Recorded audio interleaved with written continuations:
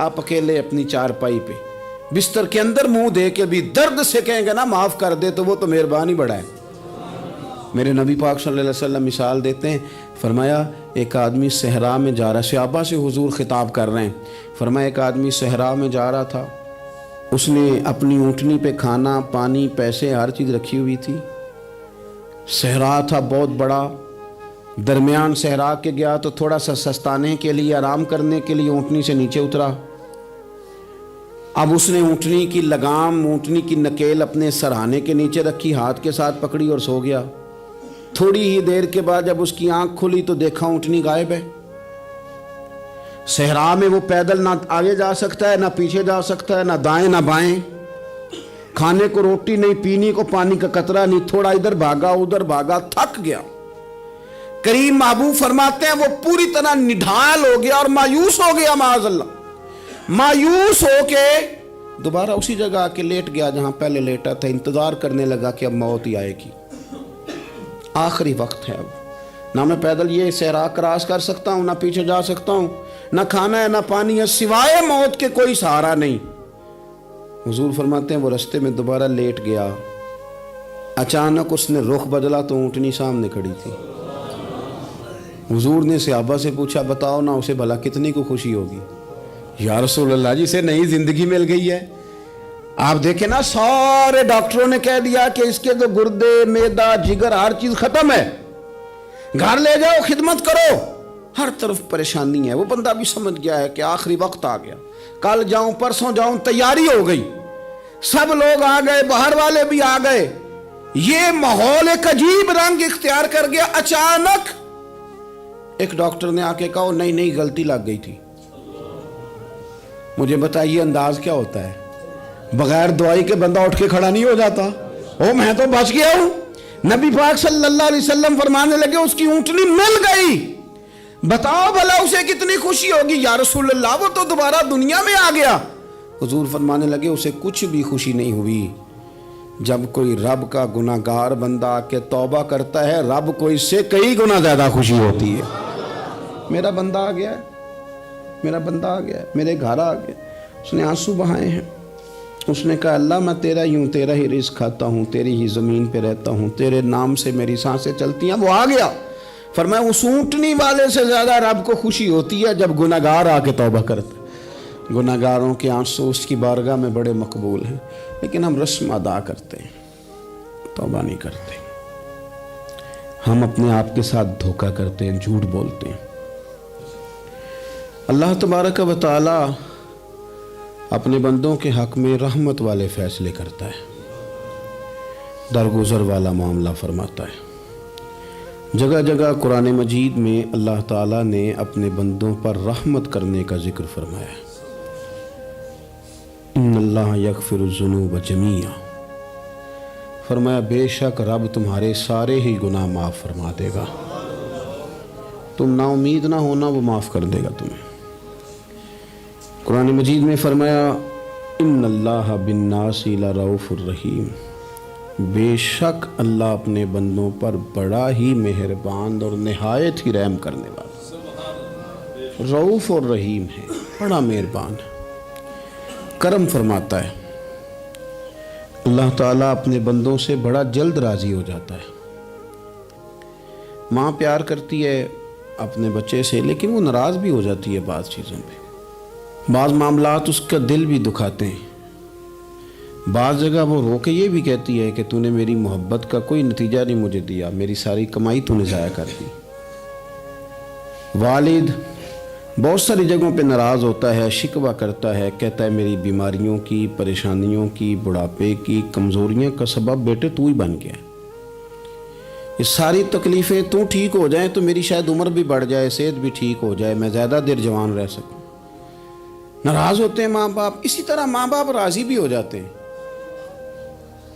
وہ بڑی جلدی راضی ہو جاتے ہیں۔ میں اکثر کہتا ہوں کہ والد کو راضی کرنے میں 5-7 منٹ لگ جاتے ہیں، اماں تو 1.5-2 منٹ میں راضی ہو جاتی ہے۔ ابا جی کو 5-7 منٹ لگتے ہیں، کئی دفعہ کہنا پڑتا ہے، کوئی دلائل دینے پڑتے ہیں، لیکن والدہ کے لیے تو کچھ بھی نہیں، آپ نیرا جا کے پیروں میں بیٹھ ہی جائیں، کچھ بھی نہ کریں، آپ پورا روئیں نہ رونے والا منہ ہی بن جائے تو اماں تو نرم ہی نرم ہے، جس وقت جو مرضی آپ کرا لیں ہو گیا۔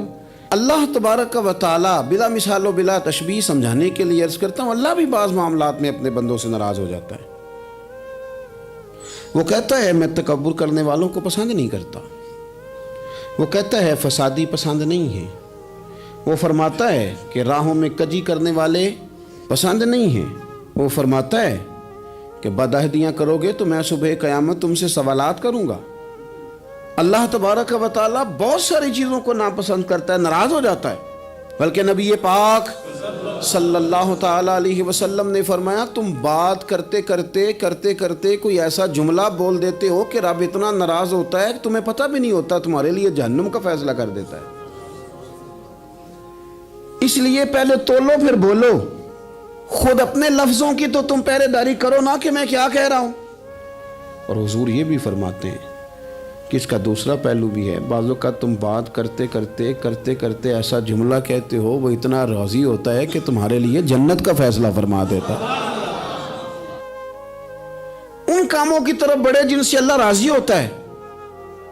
میرے نبی پاک صلی اللہ تعالیٰ علیہ وآلہ وسلم نے ارشاد فرمایا، بعض احادیث میں لفظ یہ ہیں کہ اللہ اپنے بندوں کو دیکھ کے مسکراتا ہے جو اس کی شان کے لائق ہے۔ جس ترتیب سے ہم مسکراتے ہیں، جس ترتیب سے ہم روتے ہیں، جس ترتیب سے ہم کسی بات کا اظہار تشکر کرتے ہیں، خدا ان باتوں سے پاک ہے۔ اب بہت ساری حدیثوں میں آیا کہ وہ مسکراتا ہے، تو کیا مطلب ہے مسکرانے کا؟ تو علماء تفسیر نے لکھا ہے مسکرانے کا مطلب یہ ہے کہ وہ بڑا ہی راضی ہوتا ہے اپنے بندے سے، بڑا راضی ہوتا ہے، یہ مطلب ہے۔ ایک تو مسکرانے کا مطلب یہ کہ وہ بڑا راضی ہو گیا، وہ مسکرا دیا اپنے بندے پہ۔ اور ایک اس کا معنی خود نبی پاک صلی اللہ تعالیٰ علیہ وسلم نے بیان فرمایا۔ مسند امام احمد بن حنبل میں حدیث ہے، حضور سید عالم علیہ السلام سے صحابہ نے پوچھا یا رسول اللہ شہید تو بڑے لوگ ہوتے ہیں، شہیدوں میں افضل کون ہے؟ تو اللہ کے حبیب علیہ السلام فرمانے لگے وہ والا بندہ جو ڈٹ گیا تھا کافروں کے مقابلے میں، وہ ہلا نہیں، پوری طرح ڈٹ کے جو لڑا وہ شہداء میں افضل ہے۔ حضور فرماتے ہیں وہ جنت کے بالا خانوں میں سیر کرے گا اور رب اسے دیکھ کے مسکرائے گا، رب اسے دیکھ کے مسکرائے گا، اللہ تعالیٰ مسکراتا ہے اسے دیکھ کے۔ اور اگلے جملے میں حضور نے وضاحت کر دی، فرمایا جب رب دنیا میں کسی پر مسکراتا ہے نا تو اس کا معنی یہ ہے کہ قیامت میں پھر اللہ اسے حساب کوئی نہیں لے گا۔ جس پر اللہ دنیا میں مسکرا دیا اس سے کوئی حساب، تو وہ کام ڈھونڈنے چاہیے نا جس سے اللہ مسکرائے۔ چھوٹا بچہ بھی ناراض نہ ہو تو وہ چیزیں وہ ڈھونڈتا ہے کہ اس کو کیا پسند ہے، چاکلیٹ لے جاؤں، فلاں چیز لے جاؤں، آئس کریم لے جاؤں۔ تو ایک بچے کے لیے، گھر کے لیے، سربراہ کے لیے اتنی محنت کرتے ہو تو وہ کام بھی ہمیں ڈھونڈ کے تلاش کرنے چاہیے نا جس سے رب راضی ہوتا ہے، اللہ راضی ہوتا ہے۔ بتاؤں وہ کون کون سے کام ہیں؟ نبی کریم صلی اللہ تعالیٰ علیہ وسلم نے ارشاد فرمایا 3 لوگ ہیں جنہیں دیکھ کے رب مسکراتا ہے۔ یا رسول اللہ صلی اللہ علیہ وسلم وہ کون کون سے؟ تو محبوب فرمانے لگے ایک وہ بندہ ساری مخلوق سوئی ہے، آدھی رات ہے، رات کا پچھلا پہر ہے، اس نے اٹھ کے وضو کر لیا، مصلی پہ کھڑا ہو گیا خدا کی یاد میں، فرمایا اسے دیکھ کے رب مسکراتا ہے جو اس کی شان کے لائق ہے۔ مسکراتا ہے اللہ۔ یہ تو سونے کا ٹائم تھا، یہ تو گہری نیند آنے کا وقت تھا، رات کا پچھلا پہر۔ اور سننا میرے بھائی، میرے نبی پاک صلی اللہ تعالیٰ علیہ وسلم فرماتے ہیں جب مسلمان نماز کے لیے صفیں بناتے ہیں نا، ترتیب لگ رہی ہوتی ہے، اب اللہ کی بارگاہ میں کھڑے ہوں گے، قیام کریں گے، رکوع کریں گے، سجود کریں گے، فرمایا جب مومن صفیں بناتے ہیں تو رب دیکھ کے مسکراتا ہے، مسکراتا ہے۔ کمال ہو گئے عروج بندگی کا، جب بندے کو دیکھ کے رب مسکرائے، خدا بندے سے خود پوچھے بتا تیری رضا کیا ہے، مسکراتا ہے۔ اور میرے نبی پاک علیہ السلام فرماتے ہیں جب مجاہد جہاد کے لیے صفیں سیدھی کرتے ہیں، آج تو یہ رب کے نام پہ مرنے ہی آ گئے، یہ صفوں میں کھڑے ہوں گے، ترتیب سے لڑیں گے، ترتیب سے گلا کاٹیں گے کافروں کا یا شہادت لیں گے۔ فرمایا جب جہاد کے لوگ صفیں بناتے ہیں تو رب انہیں دیکھ کے مسکراتا ہے۔ کتنے نصیبوں والا وہ بندہ ہے جسے دیکھ کے مسکرا دیا. او یار کبھی تیرا بیٹا تیرے سامنے مسکرائے نا چھوٹا تو تیرا دل باغ باغ ہو جاتا ہے. تیری ماں بیمار کسی ایک دن صحیح طرح ہنس پڑے تو طبیعت خوش ہو جاتی. مجھے بتاؤ نا جس کا رب بھی اسے دیکھ کے ہنس پڑے جو اس کی شان کے لائق ہے. کیا اس بندے کے نصیبیں ہیں, کیا اس کے مقدر ہیں. آپ اس مقام پر اپنے آپ کو لائیں. اب دیکھیں نا یہ حدیث آپ نے سن لی. اب ہم نے نا اس طرح صفحے نہیں بنانے جس طرح ساری دنیا. اب ذرا صفحے بھی شوق سے بنائیں گے. آپ ذرا تھوڑا سا شوق پیدا کریں گے. بھئی یہ تو میں وہ کام کرنے لگا ہوں جسے دیکھ کے رب مسکراتا ہے. نبی پاک صلی اللہ علیہ وسلم نے فرمایا جب کوئی بندہ توبہ کرتا ہے نا, ہم توبہ کا رٹا لگاتے ہیں, یا اللہ میری توبہ یا اللہ. اور توبہ کا تو مطلب یہ ہے کہ پچھلے گناہوں سے پکی توبہ, آج کے بعد یہ غلطی نہ کرنے کا پکا وعدہ. آج کے بعد رشوت تو نہیں نہ لے گا, ملاوٹ تو نہیں نہ کرے گا, یہ توبہ ہے. اور اگر سارے کام اسی طرح کرنے تو پھر یہ توبہ کا رٹا ہے, تو جتنا مرضی لگاؤ. حضرت علی بن ربیعہ رضی اللہ تعالیٰ عنہ فرماتے ہیں میں مولا علی کے ساتھ تھا, مقام حرہ کی طرف جا رہے تھے. حضرت علی نے ہاتھ اٹھا کے دعا مانگی ہماری تعلیم کے لیے, ورنہ حضرت علی ہم صحابہ کو محفوظ عن الخطا تو مانتے ہیں نا.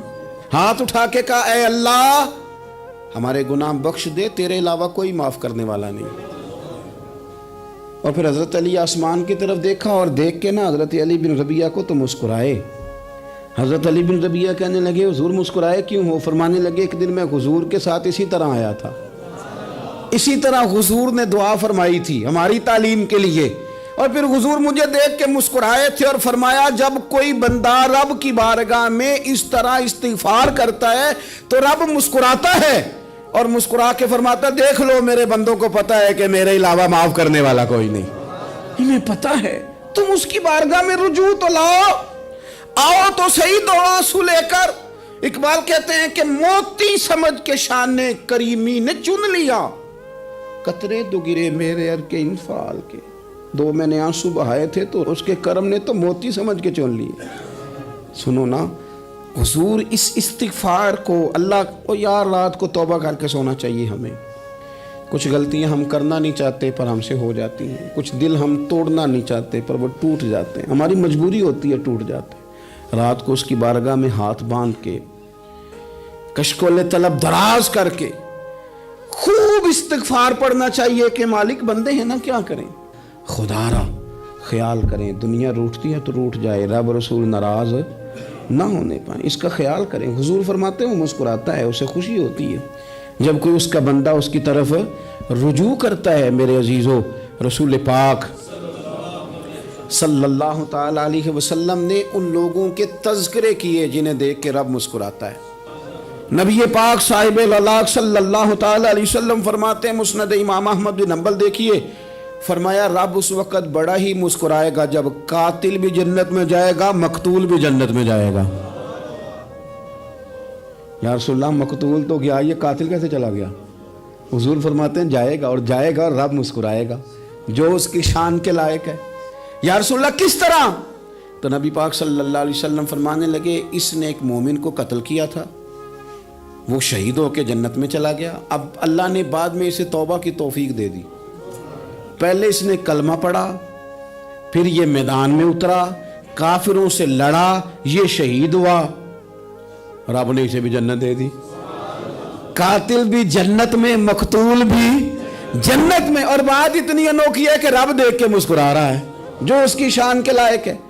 ہم جلدی میں ہیں, ہم انتظار نہیں کر رہے کہ شاید توبہ کر جائے, ہم انتظار نہیں کر رہے.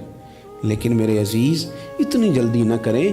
سوچوں کا صاف ہونا, ذہنوں کا پاک ہونا, اور لوگوں کے بارے میں گمان کا اچھا ہونا. آپ کسی نفسیات کے ڈاکٹر کے پاس چلے جائیں, اسے کہیں ٹینشن بڑی ہے.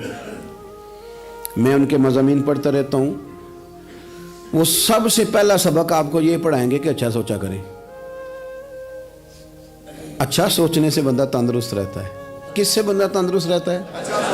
ہیں جی واقعی رسول کائنات سرور دو عالم صلی اللہ تعالی علیہ وسلم فرماتے ہیں کہ اللہ مسکراتا ہے. سنو, نبی پاک صلی اللہ علیہ وسلم کے پاس مہمان آ گیا, بخاری مسلم ہے.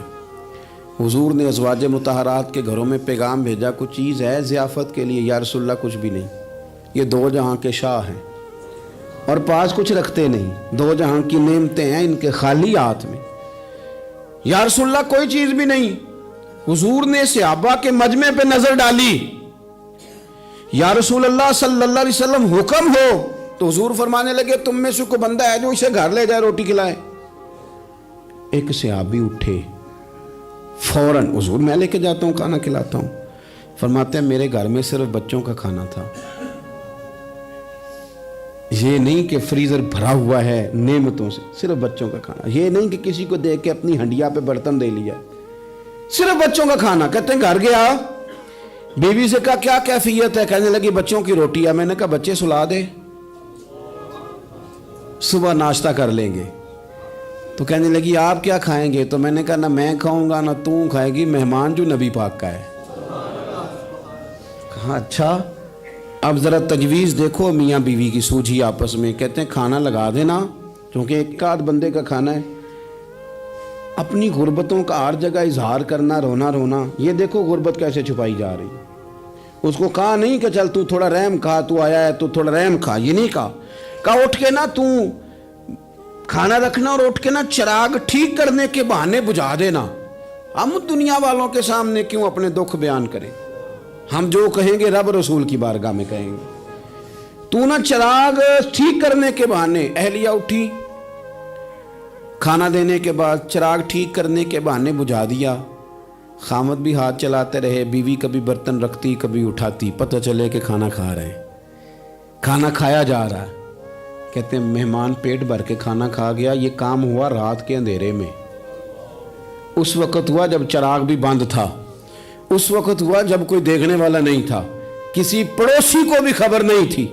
फरमाते हैं सुबह के उजाले में उस मेहमान को लेके मस्जिद नबी में मैंने कदम रखा तो नबी करीम ने फरमाया रात जो तुमने काम किया है ना, उसे देख के मेरा रब बड़ा मुस्कुराया है, अल्लाह बड़ा मुस्कुराया है। अल्लाह तर दामनी पे शेख हमारी ना जाइए, हम दामन न छोड़ दें तो फरिश्ते वुजू करें। ये शान है सहाबा की। नबी करीम अलैहिस्सलाम ने फरमाया रब रात मुस्कुराया तेरा ये अंदाज देख के, और उसने कुरान नाजिल किया वयुसिरूना अला अनफुसिहिम वलौ काना बिहिम खसासा। कुछ लोग वो हैं जिन्हें बड़ी भी ज़रूरत हो तो दूसरों पर इसार कर देते हैं, कुर्बानी दे देते हैं। रब मुस्कुराया है।